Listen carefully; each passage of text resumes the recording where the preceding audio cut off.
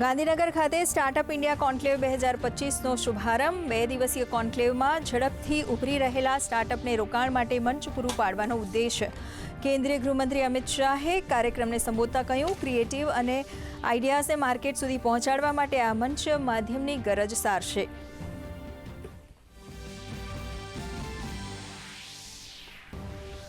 વિશ્વભરમાં સૌથી શ્રેષ્ઠ જ્ઞાન ભારતીય જ્ઞાન પ્રણાલીમાં થયું છે સંગ્રહિત। કેન્દ્રીય ગૃહમંત્રી અમિત શાહે યુવાનોને સંદેશમાં કહ્યું, ભારતીય જ્ઞાન પ્રણાલીનું કરે ઊંડાણપૂર્વક અધ્યયન। મુખ્યમંત્રીએ કહ્યું, ભારત વિશ્વની સૌથી મોટી ત્રીજી ઇકોનોમી બન્યું હોવાનો ગર્વ।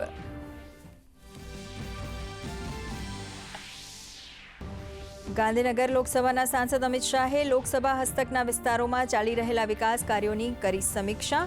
અમદાવાદમાં ટ્રંક લાઇન અને ગાંધીનગરમાં ગટર અને પાણીની ચાલી રહેલ કામોની પ્રગતિ વિશે મેળવ્યો તાગ। વાવોલ ઉવારસદ ખાતે રોપારોપણ કાર્યક્રમમાં રહ્યા ઉપસ્થિત।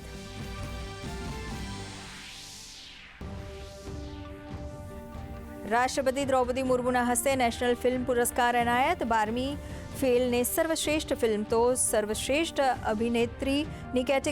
અભિનેતાની કેટેગરીમાં શાહરૂખ ખાનને જવાન તો વિક્રમ મેસીને 12મી ફેલ માટે પારિતોષિક કરાશે અર્પણ। જાનકી બોડીવાલા શ્રેષ્ઠ સહાયક અભિનેત્રી તરીકે કરાશે સન્માનિત। કોલકાતામાં વાદળ ફાટવાથી ભારે તારાજી, કરંટ લાગવાથી 7ના મોત। ઠેર ઠેર પાણી ભરાવાને કારણે જનજીવન ખોરવાયું। ટ્રેન સેવાને અસર, શાળા કોલેજમાં રજા જાહેર।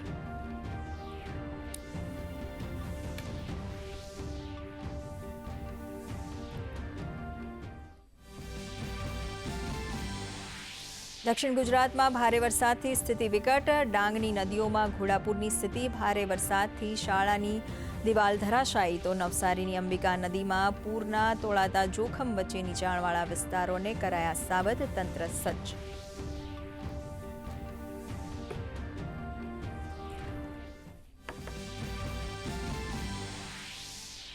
દ્વારકા, શિવરાજપુર, ડુમસ, પોરબંદર ચોપાટી સહિત રાજ્યના 10 વિવિધ બીચ પર હાથ ધરાયું સફાઈ અભિયાન। સેવા પર્વ 2025ની ઉજવણીના ભાગરૂપે 51,000 કિલોથી વધુ ઘન કચરાનો વૈજ્ઞાનિક ઢબે કરાયો નિકાલ।